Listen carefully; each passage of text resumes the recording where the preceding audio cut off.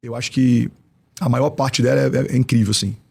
Apresentei meus filhos na igreja, fui consagrado a pastor na igreja, então não tenho o que falar em relação a isso.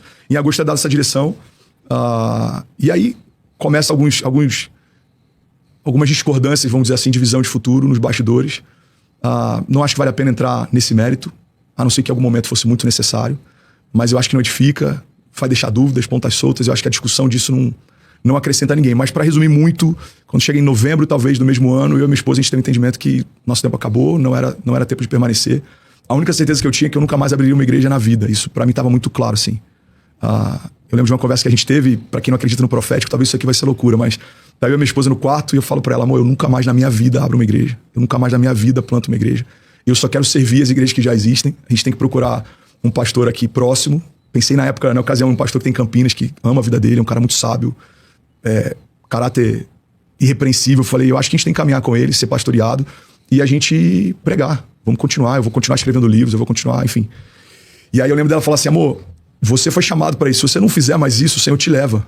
Eu falei, amor, se for para me levar, que ele me leve essa semana. Mas eu tô decidido, eu nunca mais planto uma igreja na minha vida. E aí dá alguns dias, Fer, a gente recebe uma ligação de uma profeta da República Dominicana. E ela fala, André, eu vi você e a sua esposa no quarto e o Senhor me mostrou vocês conversando. E a sua fala era, nunca mais planto uma igreja na minha vida. E vocês discutiam sobre onde congregar. Mas assim diz o Senhor. E, cara, para resumir muito, a gente se derramou ali talvez uns 15 ou 20 minutos de ligação. E depois daquela ligação eu me senti liberado para pensar sobre.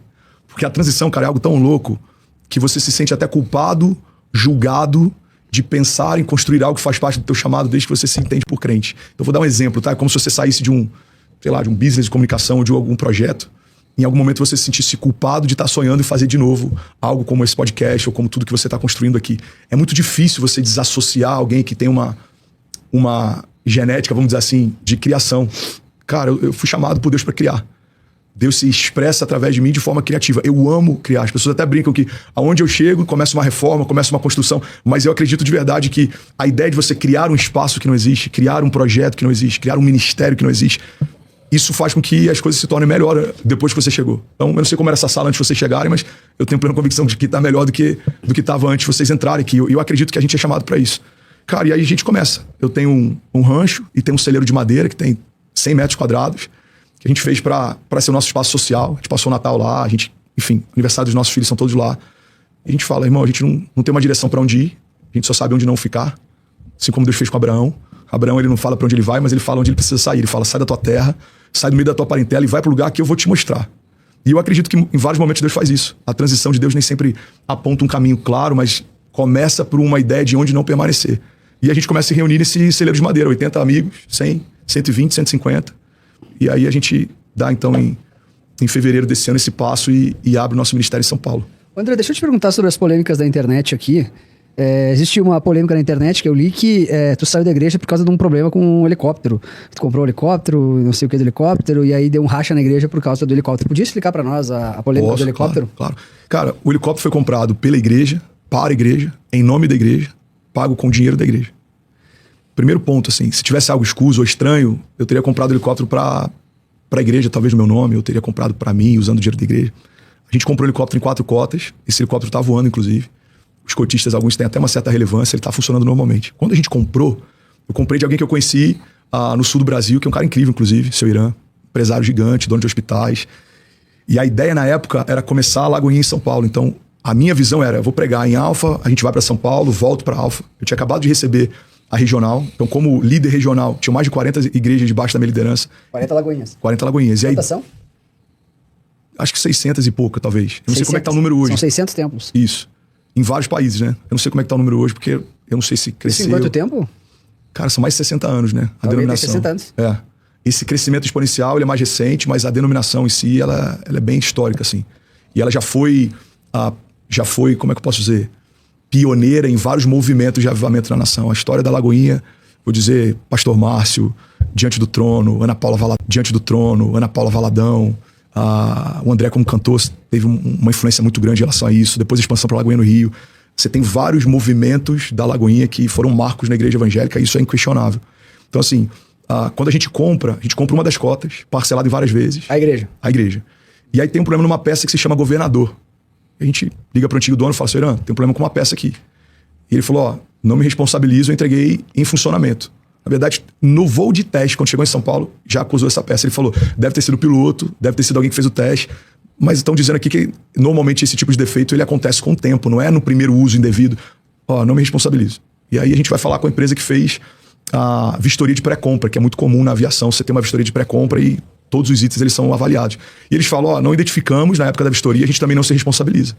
E aí os cotistas falaram, cara, vamos forçar então uma resolução, vamos segurar o pagamento desse mês e vamos marcar pra gente se reunir. E assim foi feito. Ela foi paga inteiramente até o mês de junho, se eu não me engano.